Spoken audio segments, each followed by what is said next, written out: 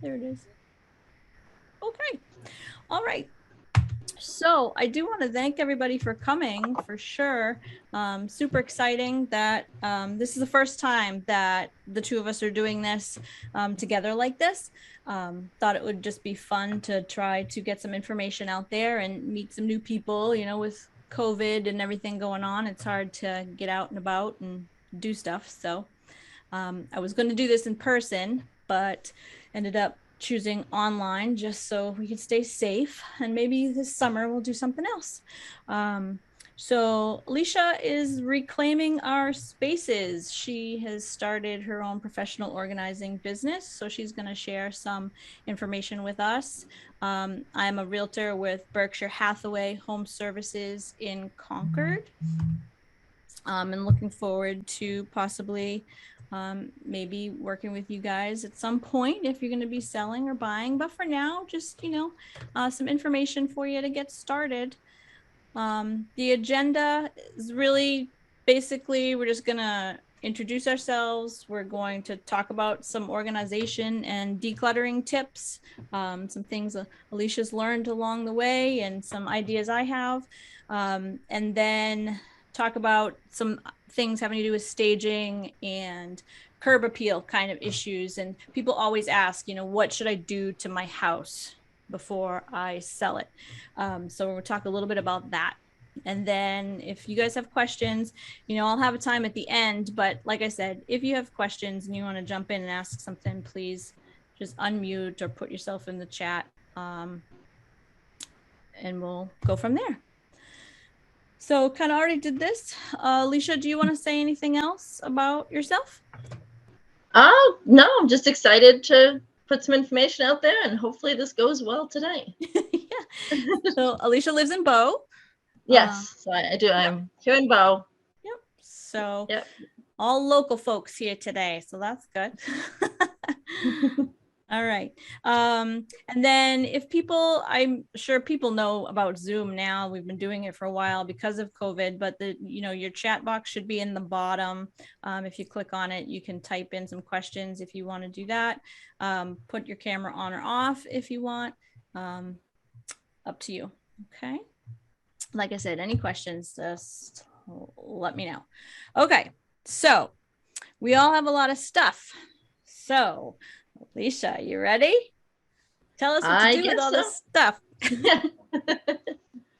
So when we first start, I always just ask people to me, the best questions to ask yourself is, do you love the item?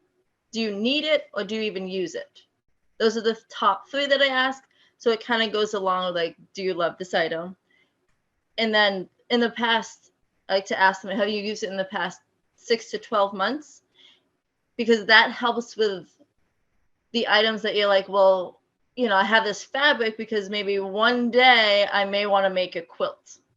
But if you haven't done it in the past year or half a year, the chances are that you probably won't going down the road. And if you do have that urge to make a quilt, you can probably just go get some new fabric that hasn't been sitting in a closet for years. And then next one, if I saw this item in a store, would I buy it again? This kind of goes along with the last one. Does this item fit with my current lifestyle? Because as we age, we kind of our likes and our dislikes changes as we get older. And so something that we've had for a few years, we may not even really like it anymore or even want it. And so that's just a way to look at the item. Like, does it fit with your current lifestyle, with the season that you're currently in your life? Does that fit with it? Or is that like, I got that when I was much younger and I'm never going to use it, or really I don't even want to look at it anymore. And then do you have one or multiple items of the same thing? To me, if you have like, I don't know, let's just say you have 5 spatulas. Do you need 5 of them, or can you pick like your favorite 2 or 3 and then get rid of the rest? So you still can keep a few that you like, that you use the most, and then the ones that just sit in your cabinet, just let those go. Perfect. So those are the top questions to Yeah. really ask as you start it. I have a funny story. So I went to school, went to college for teaching, and I kept like all of my textbooks. And I kept these textbooks for years. We're talking like years on my bookcase. They all look really good. And I always said to myself, in case I ever need them, I'll have them to refer to. And we moved like 3 times. And my husband finally, there was this huge box of textbooks. And my husband was like, I am not moving these textbooks again. And he put them on the curb. We were in Manchester at the time. He's like, they can take these away. You can look it up online. I'm like, okay. Okay. Yeah. Right. So that was kind of doesn't go with your current lifestyle because you're not a teacher anymore. So That is then, correct. yes. That is correct. And now everything's online. It's like, I don't know why I keep anything. I keep it all. Oh, anyway. All right. And then, yeah, so to begin with, I always suggest people have 3 items on hand before you start your decluttering. The first one is a black trash bag. And why I say use a black trash bag rather than a white or a clear, because once you put like something in that you're going to throw away, you don't want to have like your significant other or a kid come by and be like, wait a minute, that's not something, and they take it out. Or you second guess your first impulse and then you take it out. So instead of everything just staying in, you're finding it in another room and you're like, I thought I got rid of that already. And so it just helps keep it in the bag and not having somebody else change your mind or you just take it out. Good idea. And then the other is just 2 like bins or boxes, one for recycling and then one for donating.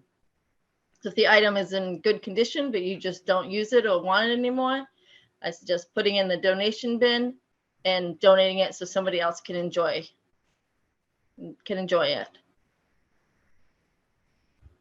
And then the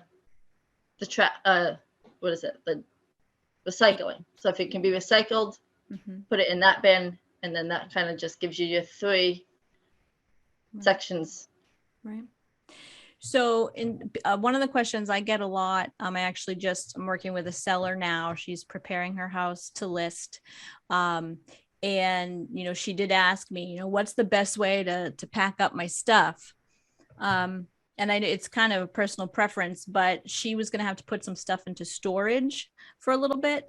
And so I had recommended to her, if, you're putting things in storage and you might have to go and find it and get it, that maybe clear bins might be best because then you can see what's in it. Whereas a lot of times when we pack to move, we sometimes use clear bins, but a lot of times we use moving boxes because they stack better. But make sure you label your box with what's in it and what room it needs to go to, because then that will help the movers.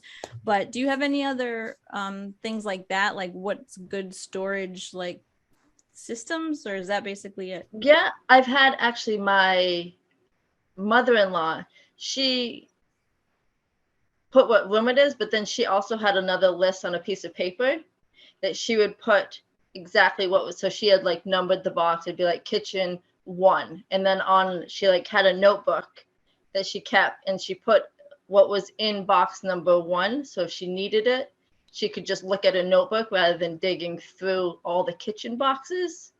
She could just look at a little notebook that she just always kept it in her purse.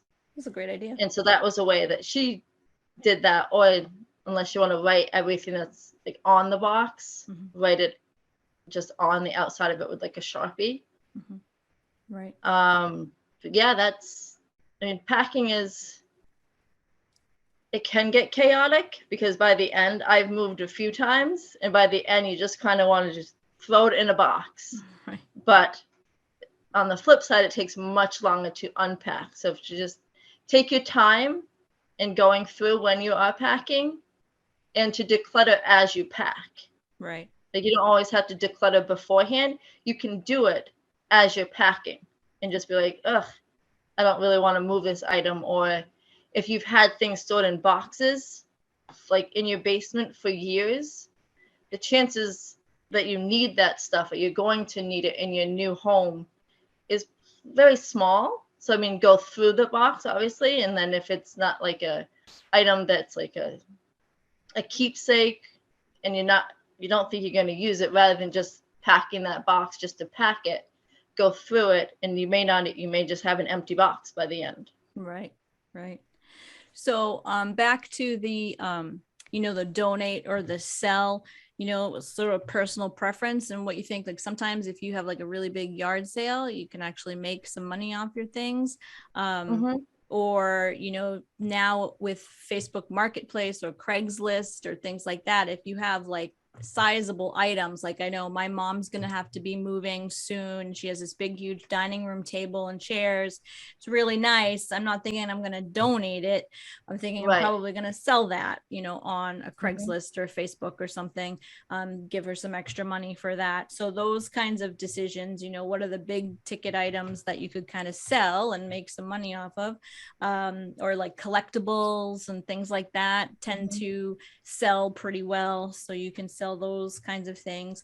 But I just do want to remind everybody, when we donate things, Salvation Army and Goodwill and all of those people complain sometimes because people are just sending their trash there, basically stuff that's not usable, which isn't, obviously I don't think anybody here would do that, but trying to donate the stuff that's in good condition and really just throwing away the other stuff that's missing pieces or broken or that kind of thing.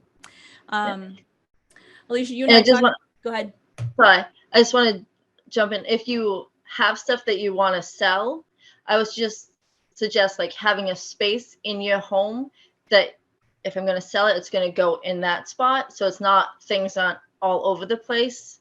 You have it all, you have one location. So if you want to sell like a lamp, you can put it on the table that you want to sell. And then it all is in one spot.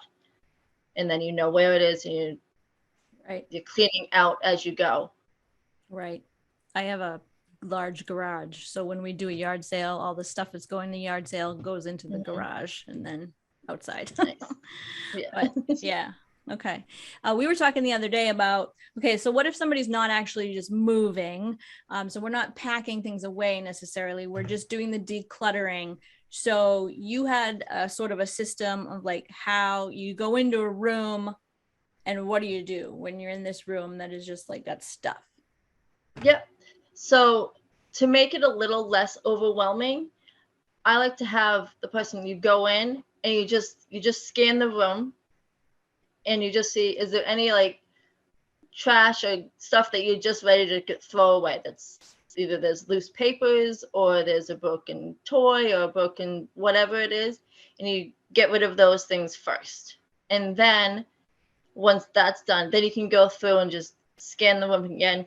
And is there stuff that you just want to get rid of? Like you just want to donate it, and you can remove those items. And then once those items are out of the room, there's usually less to deal with. And then you can start asking yourself the questions that we just went through, like, do I need this item? Do I love this item? And then it just makes the process a little bit less overwhelming because you've already gotten rid of the stuff that you already know you don't want. Right. Okay. And then after that, you just kind of, if it gets too overwhelming still, just take some breaks. And you don't always have to do one room in one day.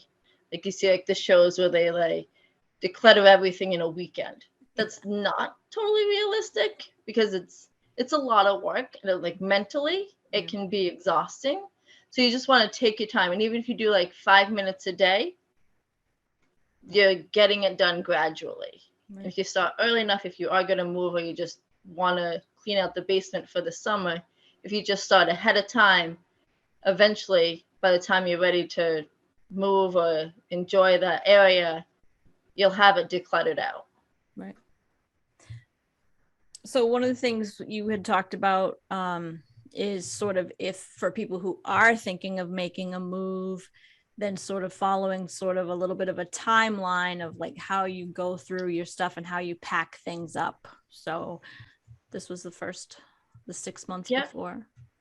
Yeah, so 6 to 12 months before, you kind of just want to start packing the stuff that you don't use very often. So like the pictures on the walls, any decorative items that are like on your shelving, you can start packing those things away because you don't actually use them. And eventually, I believe you said that when you move, you don't want to have personal items Correct. out.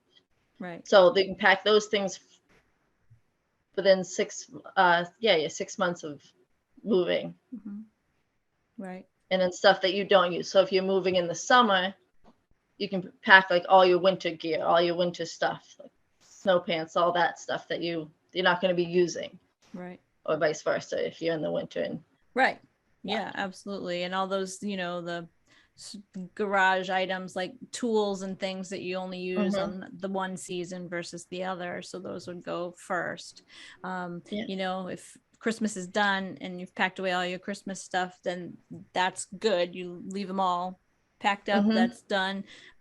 Yeah, that makes sense. Sports equipment that's not in use.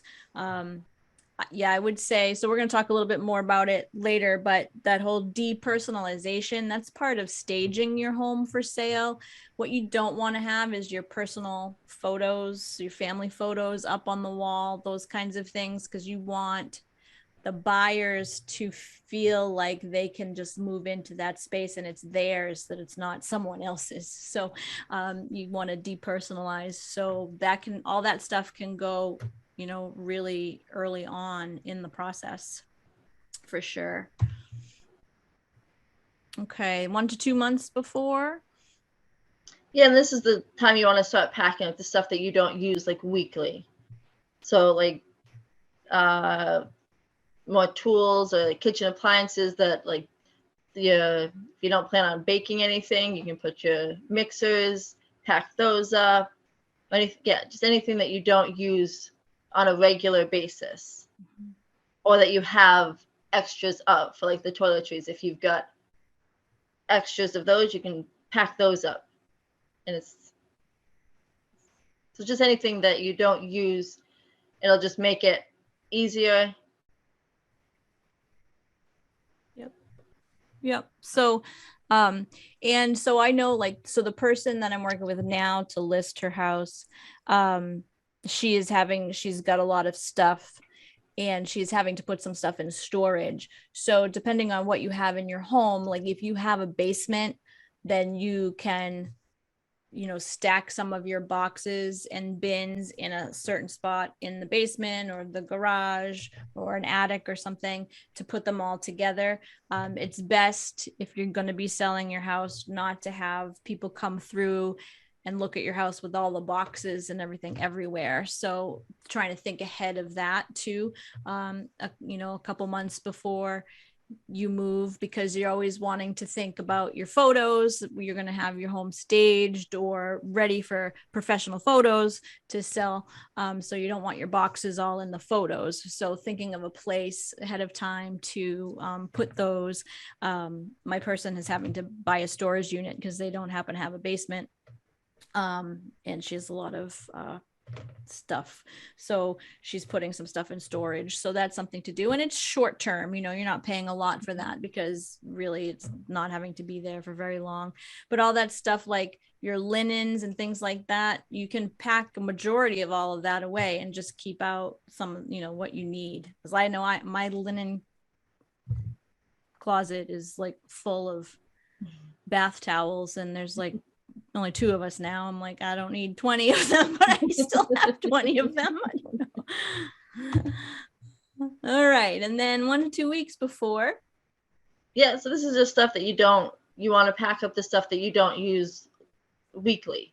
So like if you've got 2 sets of dishes, you can probably pack all of the dishes. I know some people that will pack all the dishes and then they'll just use paper plates for that final week, just because it makes it easier than all the dishes are in one box or a couple boxes, depending on how many you have. And then yeah, you kind of want to keep out some of the cleaning supplies because you want to clean before you leave, I'm assuming. Mm-hmm. And then you just want to keep have some extra boxes. So when it is finally time to move, anything that you haven't packed, you can just put in those boxes and it'll be like a little random box, but you just write on it what's in it. It'll be easier to unpack it. Right. Yep. And just always recommend like any medications that you have to take and that kind of thing. Make sure that you're not packing all of those away and then you can't find them. Sometimes people are running around looking for their medicine that they didn't think about and they just put it in a box somewhere. So you want to make sure that you're keeping enough of that out and not packing that away, and just having like that ditty bag that when you travel with, you know, have the stuff you need for, you know, the last few days with you so that you can get to it easily. Anybody have any questions that they want to ask Alicia about any of this stuff?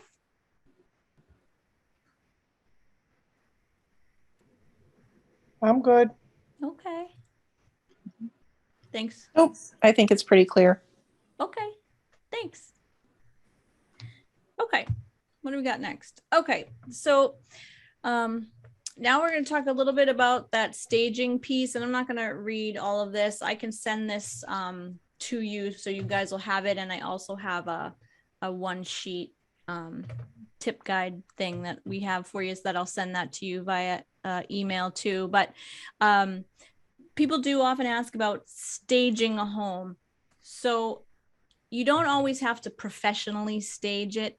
In fact, a lot of the times now, the way the market is, you don't need to, because things aren't on the market long enough. But when I talk about staging and curb appeal here tonight, it's really going to be mostly about just preparing your home for, you know, selling it, and the things that you want to think about, you know, to get ready for those photos to make it look as good as you can, because that does, even in this market, it does impact. The better your house shows, the better it looks, the higher of an offer you're going to get. And right now, most houses, especially here in Bow, you're going to get above asking price anyway. So if it looks really, really good, it's just going to be that much better for you. So, you know, most agents will tell you that the staging or the presentation of the home is pretty important. Now, if like you were moving before you were showing your home, so it's totally empty and you're taking everything out, you could consider staging the home with just a few pieces. You know, living room, kitchen, dining room are typically the ones we look at the most to stage, especially for sometimes if your house is like really open concept and you're not quite sure like how to use this space. Staging helps people to understand how to use a space in a home. So that can be really, really helpful to think about. These are just some more statistics that have come from actual buyers and sellers. A lot of times we use a staging service, about around here, about $1,500 or so, to get some professional staging in, to get it looking, you know, like the photo behind me. It's not real. You know, that kind of thing. A lot of times I will just recommend things if you have like your taste is really, you know, on point, and you've been watching a lot of HGTV, and your home is like a Pottery Barn home and it's relevant and up to what people are looking at for today. We'll just, you know, we'll keep what you have and just clear it out a little bit. And then there is the option of just selling it totally empty too. If you have already moved and you don't want to stage it, you don't have to stage it. And then I sold a home in the fall that was totally empty, and it sold for $25,000 over asking. So it didn't really need, it was just very clean. And everybody could tell, you know, what the dining room was and what the living room was, and it was very clear. So it kind of just depends on the situation. on whether you're going to fully stage your house or not. The key thing to remember when you have people coming through to see your home is that we talked about the depersonalization. Don't have all your family photos up, that kind of stuff. Like wonderful that all your kids' art is on the fridge or whatever, but you want to take that stuff off too, because you want people to be able to see themselves in your home. Okay. And the staging part of it does make it easier to visualize, the property in the way that they're going to use it. Okay. Photos are everything. I don't know if you guys have looked at some real estate photos lately, listings online on Zillow or anything like that. And I don't know if you ever wonder to yourself, sometimes the photos are really bad. I don't get it. I'm always like, who did that? Because they just look bad. And it does matter. I mean, it matters probably less right now because buyers are just looking at everything and offering on everything because there's so few properties that are actually being listed right now. So it might matter a little less, but there are some homes that I have people like, I'm not going to see that just because it doesn't look good in the photos. Mm-hmm. So it's not gonna be pretty probably when they go for real. So you want to make sure that that property is ready for those photos to be taken, because the photos are really important. And I use a professional photographer for all of my listings. Sometimes you can get away with, I have a Google Pixel 6 or like an iPhone. Sometimes they take really good photos, but I always use a professional photographer, and we use drone photography now, which is really cool because then people can see your yard and the area that you're located in, and it's really helpful. So I always use professional photography to really show all the features of your home. Okay. So again, we've talked about all of these things. The biggest thing is to clean out the clutter. Make sure that you get rid of like scuff marks and like marks on the wall. So a fresh coat of paint doesn't cost a lot, and it always really helps.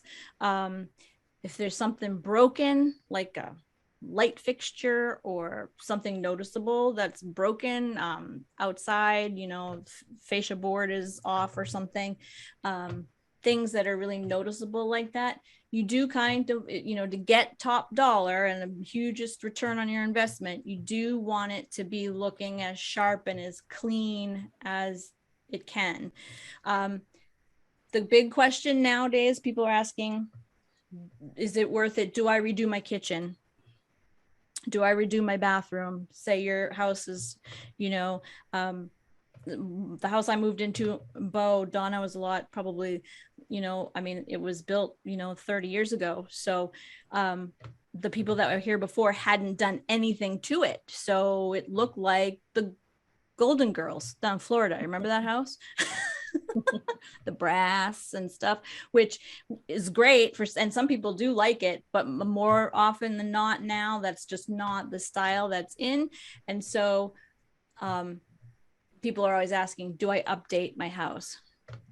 Here's the thing. In this market currently, the way things are going, you don't have to do a lot. And I wouldn't recommend spending a lot of money because you aren't going to get your return on your investment. If you're going to be in your home for a while, like when we moved in about 8 years ago now, nothing had been done. We totally redid the kitchen, totally redid the master bathroom, but I knew I was going to be living here for a while and I get to enjoy it a little bit. And then now I know when I go to sell it, that's going to be a really good thing. But like I said, houses in Bow going so fast, people are willing to just take it as is and do the work. So as long as it's clean and functional, and looks decent and looks like it was kept up well and it's just not totally beat up and destroyed, people are willing to forego the brand new cabinets and the granite counters because they just want to get into the house. Okay, So I wouldn't sink a lot of money into large renovations at this point in time. That will probably shift as the market changes a little bit and it becomes more of a buyer's market than a seller's market. That's when we start doing more of that to get more on the back end. But right now, you don't really have to do anything. Just declutter, depersonalize, clear it out, clean it up. If you have big, bulky furniture in a small room, that sometimes is hard for buyers because they think, oh my gosh, it's so small. But it's really just the furniture making it like that. So, if you have some really big, bulky items, clearing those out sometimes before buyers come through is a good idea because it makes it seem bigger and more open. And unless you're a really good housekeeper and cleaner person, I am not. But if you are, that's great. But if not, I always recommend having it professionally cleaned before photos and open house because it just makes it look sparkly and pretty. Okay, curb appeal is basically the same kind of situation. Wash your exterior, clean up the shrubs, fresh coat of paint, manicure the bushes in the winter, make sure it's plowed and shoveled and neat. Have some color, refresh paint, fix anything major that's broken. But otherwise, again, in this market, you do not have to be doing tons of things to the outside. You don't need to replace all your windows, unless they're not functioning, that kind of thing. Pops of color are really good. These photos I thought were really well done. I mean, stuff that's just looking a little old and drab, fresh coat of paint, change up the front walks a little bit, and it looks like a totally different house. Curb appeal is important, and it will gather you more offers and higher offers, even just because it looks really nice and people are like, oh, this is kept up really well and I want to live here. Any questions about any of that?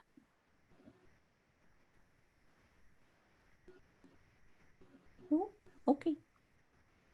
And again, we're both going to be available, if you have questions at any point. Obviously, you have our information now, so, feel free.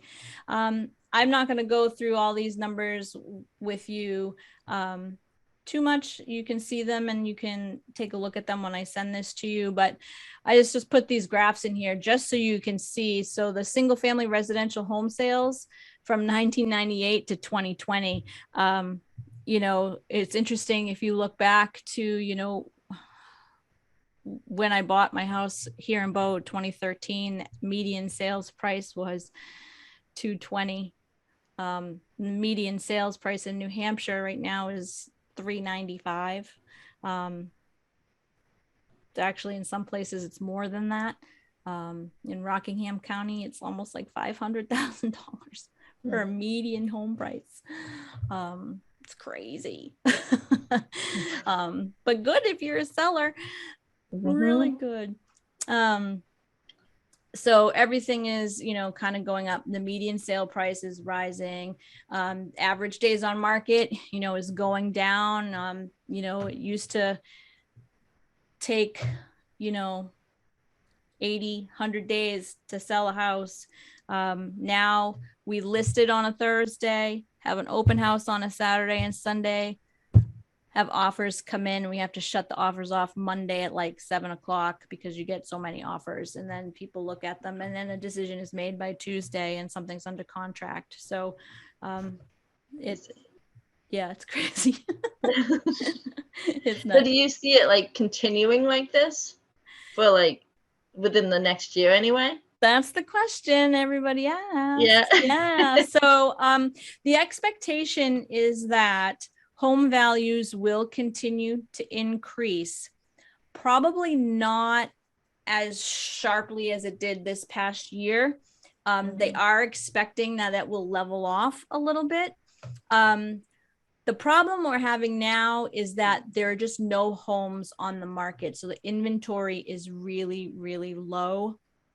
And that's what's causing the problem. Unlike back in 2008, everybody wonders, is it going to be a crash? Economists are thinking it's not going to be a crash because we're not giving mortgages to people who can't afford them. Back then, there was banking issues and financial issues, and it was really bad. Right now, it's mostly just a supply and demand issue. There just are not the number of houses. And it's partly because of what Donna was talking about before. I want to, I'm going to sell my house. So where am I going to go? Right. So there's that. People are worried. And so they're holding on. And inflation is going up and COVID and everything was crazy. So everybody's like holding on to their house. But it's actually a really great time to take advantage of the high value of an equity you probably have in your home. And the money's pretty cheap still, even if you need a mortgage. There's mortgage rates are rising, but they're historically low. They're still only around the 4% mark, which, just a few years ago, they were like 6, 8, 10, so it's still a good time to get money for a new house. And like I said, you basically are in the driver's seat. You can say contingent upon finding house. And you can sit in your house until you find something. People will be like, okay, sure, fine. I'll sign anyway. And they just wait for you to move. Or you can do a lease back. So you sell your house, so it has new owners, but they allow you to stay there and you pay rent basically until you find something. So there's all kinds of different things that you can do. But yeah, that's the big question. They are expecting it to sort of even out a little bit, hopefully, but mortgage rates are rising, and home values will continue to appreciate. So buying now is a good thing because you're going to be paying more for the house even later on if you wait, so kind of interesting times. Okay, so this is a before and after of some work done by Alicia. Spiffy. Looks great. Anybody have any questions or any other ideas? Did you guys have something that worked really well for you in the past that we should add to our presentation or add and talk about?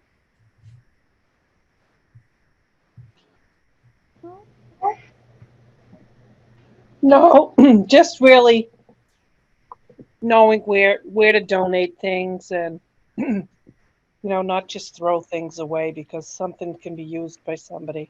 Right. Yes. Right. So I do a lot of the places. So obviously there's the ones we all know about, right? Salvation Army, Goodwill. There is that Epilepsy Foundation also comes to your house to pick some stuff up. So you can call them. I don't know if you've ever gotten one of their cards or their flyers in the mail. Yeah, I've donated to them. Yeah, so that's nice because they'll come and get it sometimes. But other places that people don't always think about are like transitional housing and shelter kind of programs. So like Families in Transition, which is based out of Manchester. Sometimes they're looking for things like furniture and stuff. They do have a store that they have people get stuff from. So those kinds of places are good places to give some things away. I have another one. When I go, I'm not taking any of my furniture. It's Beauty for Ashes. It's the with the Red Cross for people that lost their homes to a fire. Oh, excellent. And they will come and take. They will come and get the furniture as long as it's in good condition. Oh, I haven't heard of that one. That's a good I one. haven't either. That's locally too? Yeah. Like the around in New Hampshire. Oh, I haven't heard of them. In New Hampshire. Beauty for Ashes. Yeah. Oh, nice. Thank you. Yeah, that's a good one. I will. I'll share the phone number that I have. I'll email it to you. Oh, okay, great. Yeah. Thank you. There's also places like if you have books, you can always call like your local the library, but also schools will take them. Well, they might if they, just got to call and see if they'll want them. And I know I don't know if you've got sounds like your kids are all grown, but if you have like children's clothing, my husband's also a teacher, and he says you can always contact the schools because they keep clothes on hand for just in case a kid comes to school and they need a change of clothes, or their clothes aren't Right. fitting appropriately anymore, and they just can't, they don't have the clothes, that they always have clothes at the school. So he always says like, that's a place that usually needs them. Right. And Yep. then, And I yeah, so that's a good one. And also another cause near and dear to my heart. So foster care, juvenile justice. So foster care kids and places like or places that work with foster care kids. So like Webster House down in Manchester, places like that are always looking for things.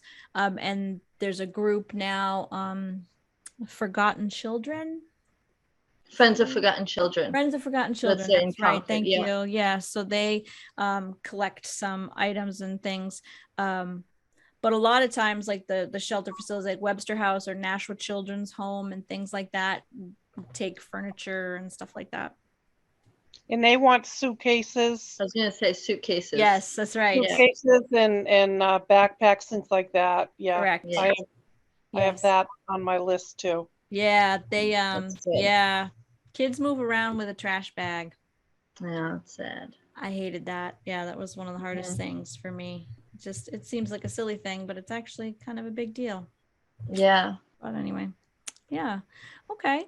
Okay. So I will be sending out the checklist, and I can put this PowerPoint in an email too if there's stuff on here that you want. I'm gonna email out a survey if you could just give us some feedback.